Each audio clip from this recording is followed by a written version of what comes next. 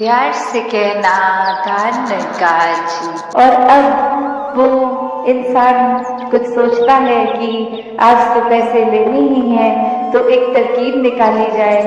तो वो सारी मूर्तियों की ओर देखकर कहता है कि बहुत ही सुंदर है, ये इतनी कला, इतनी अच्छी, ये सब इतना अच्छा, पर बस एक कमी रह गई है जो हर मूर्ति और असली इंसान में फर्क दिख रहा है मुझे। मैंने एक ढूंढ लिया है इतनी मूर्तियों के बीच में वो सभी इंसान सिर्फ एक कमी की वजह से। और वहाँ वो मूर्तिकार उस समय सिर्फ इतना ही उसके अहंकार पर ठेस पहुंची कि ये कौन मेरी कमियां निकालने आ गया है। मैंने तो बहुत ही एक असल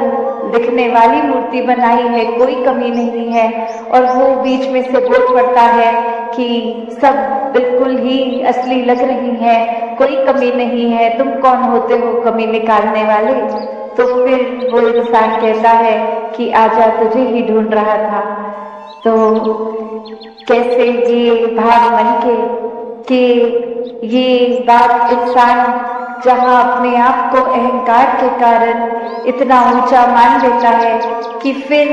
एक अपने आप को इतना संपन्न मानते हुए दिमाग से कितनी चतुर चालाकियां भी कर लेता है, पर वही अहंकार है जो उसको डूबा ले जाता है, वो वही खत्म हो जाता है इंसान। तो कैसे जहाँ वही बात कि ये उदाहरण में तो चलो वो एक घटना की तरह, पर हम अपने जीवन में कितनी बार ऐसा कर लेते हैं, छोटी छोटी चीजें भी, कि अगर घर में किसी दिन खाना बना लिया तो घर वालों को ही खिलाया और किसी ने छोटी छोटी कमी निकाल दी, नमक कम है या कुछ भी, तो कैसे वो मन पे ठेस पहुंच जाती है। कैसे वो एक बात आती है कि इतनी मेहनत करके इतना समय लगा के खाया और फिर मन में भाव वो जहाँ इतने प्यार से खाना बनाया वही एक मन हमारा ही खट्टा हो जाता है। या फिर कोई और उदाहरण कि किसी ने कोई चीज भी एक पॉइंट आउट कर दी कि ये हम में ठीक नहीं है, हमें एज अ पर्सन अपने किरदार में ये एक बदलाव लाना है। तो अक्सर इंसान अपने आप का सुधार तो क्या ही करेगा, उस इंसान से ही बातचीत बंद कर देता है कि इसने मेरी कमी बताई कैसे, मुझ में तो कोई कमी नहीं है। तो ऐसा ये जो हर दिन हम जीते हैं वो एक सिर्फ कोई एक घटना नहीं, ये सूक्ष्म अहंकार धीरे धीरे हमारे अंदर इस तरह आता है कि फिर वो इतना प्रबल रूप ले लेता है, हमें पता ही नहीं चलता। तो संतों ने हमेशा से चेतन किया है, ये चेतावनी दी है कि जीवन को मानवीय गुणों से जीना है, समर्पित भाव होकर दिल में एक अहंकार का वास ना करते हुए प्यार को ही बस मन में बसा के जीना है। तो ऐसा ही भाव हर किसी का जहाँ बन सकता है और है भी, बस वो अपनी भक्ति हर किसी के हाथ में है कि हमें एक संतमति के अनुसार रहना है या मनमति करनी है। तो जो संतमति के अनुसार जीवन बिता देते हैं वो पूर्ण भक्त बन जाते हैं, जो हमेशा इस ब्रह्म ज्ञान को याद रखते हैं पूर्ण भक्त बन जाते हैं। तो हर कोई जहाँ निराकार को आधार बना के अपना जीवन चलाता रहे, वहीं हर एक ने प्रयास करना है कि अपने जीवन को फिर इस तरह संतों के अनुसार जिए कि हर समय हमें जो भी मिले उनको भी ये फर्क दिखे कि ये इंसान वाकई ही परमात्मा से जुड़ा है, परमात्मा में ही रहता है। एक आत्मा जो हमेशा से एक बंधन में बंधी हुई, एक साल्वेशन, मुक्ति, आजादी की बात इस आत्मा की, तो वो मनुष्य जन्म में ही संभव है। तो जीते जी समय न्याय व्यर्थ किया जाए, ऐसा ही संतों ने सिखाया है। तो कैसे ये आत्मा का हल, ये सल्यूशन, ये मुक्ति, ये परमात्मा की जानकारी और उसी से अपनी आप की जानकारी होती है कि वाकई में तो शरीर तो कुछ सालों का ही है, असल में तो इस आत्मा की पहचान ये परमात्मा है, और जीते जी इस रास्ते पे चलेंगे और अपने आप को मानवीय गुणों से भर कर चलेंगे तो ही वाकई ही ये जीवन जीने के लिए एक असली जीवन, मनुष्य जीवन दैवीय गुणों से भरा हुआ एक मुकम्मल जीवन होगा। और इसी समय फिर ये हकदार भी मृत्यु के बाद भी ये मोक्ष का, मुक्ति का। तो सभी का ये जो भाव रहा आज सत्संग में वो यही कि हम सब इस परमपिता परमात्मा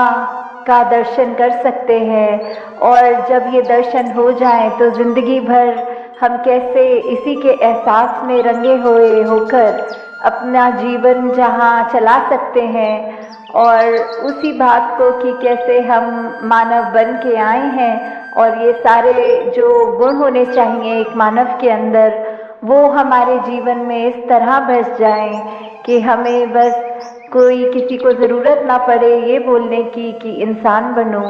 तो किस तरह ये जो हमारी धरती है इतनी सुंदर है, पर्वत भी है, इसमें रेत भी है, पानी समुंदर के तरह,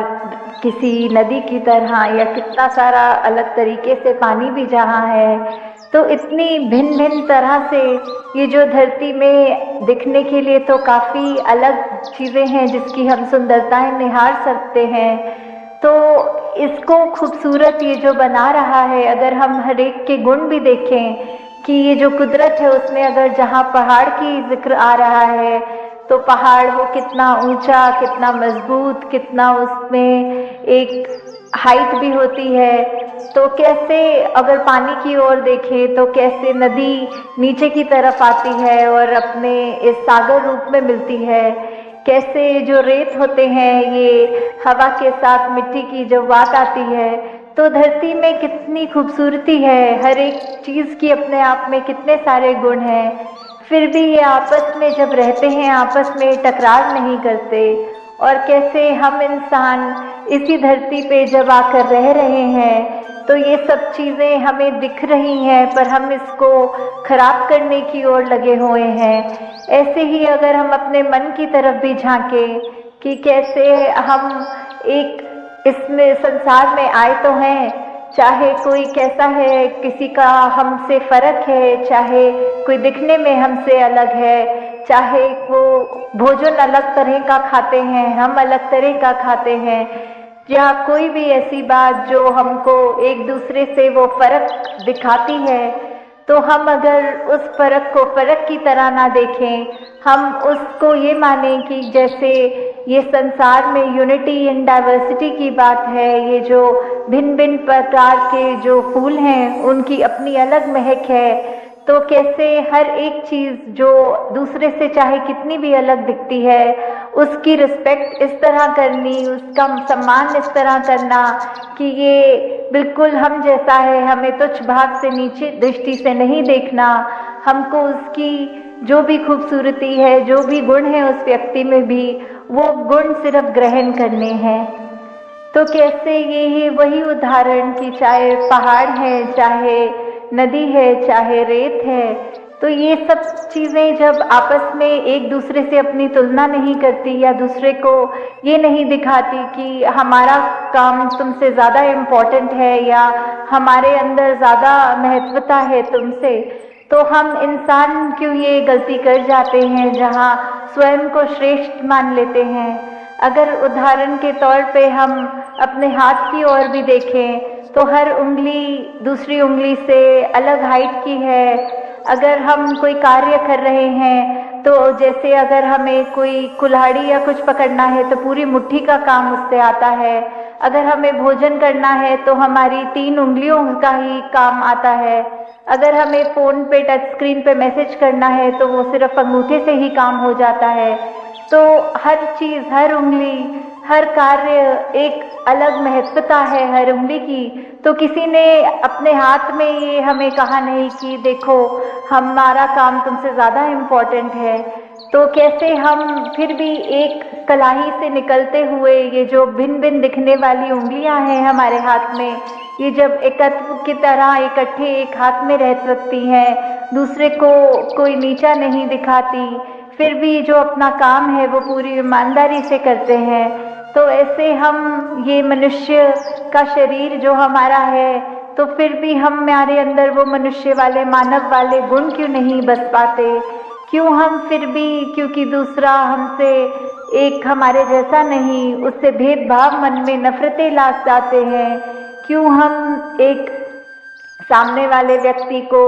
ऐसे पूजनीय तरीके से नहीं देख पाते? उसकी मिनट मिनट में कोशिश करते हैं कि किसी तरह हम दुनिया के आगे उसकी बेइज्जती कर दें, किस तरह हम उसका इस तरह मजाक उड़ाएं कि अगला रोने को मजबूर हो जाए। तो ऐसे भाव हमारे मन में क्यों है? हम इस तरह उस व्यक्ति के अंदर, उसके दिल में ये परमात्मा जो बसा है, उसमें हम चोट क्यों पहुंचाते हैं? तो हम अगर यही बात रखें कि किसी ने अपनी सबकी जो भी इम्पोर्टेंस है वो तो हर एक का कार्य, हर एक कोई यूनिक है, ये परमात्मा ने हर एक को बनाया है, हर एक की शक्ल अलग दूसरे से है। हालांकि ये जो फिंगरप्रिंट्स की भी बात आती है कि किसी का एक अंगूठे का निशान दूसरे से नहीं मिलता, परमात्मा ने तो हमें इतना खूबसूरत, इतना हमारे अंदर अलग अलग गुण बसाए हैं, तो फिर हम हर एक के उन गुणों को गुणों की तरह ही देखें, उससे नफरत करने के लिए, उससे कोई वैर विरोध की मन में भावना रखने के लिए उसको उस तरह देख के या नीचा नहीं देखे। कि कैसे धरती तो परमात्मा ने इतनी सुंदर बनाई है, इतना कुछ है जो हमको कार्य में उपयोग की तरह आता है, इस धरती से ही निकला हुआ, और फिर भी हम इंसान ये धरती को उजाड़ने चले हैं। और उजाड़ा भी हमने कैसे है कि हमारे ये मन से ही ये नफरत की बात जब आई, हमारे मन में अच्छे गुणों की बजाय जब हमने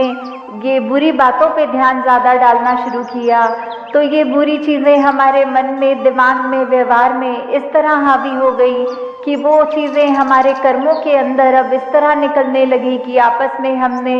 सिर्फ जहाँ मन में नफरत थी तो अब वो कर्म से, अपने हाथों से लड़ाई झगड़ा भी करना शुरू कर दिया। और कैसे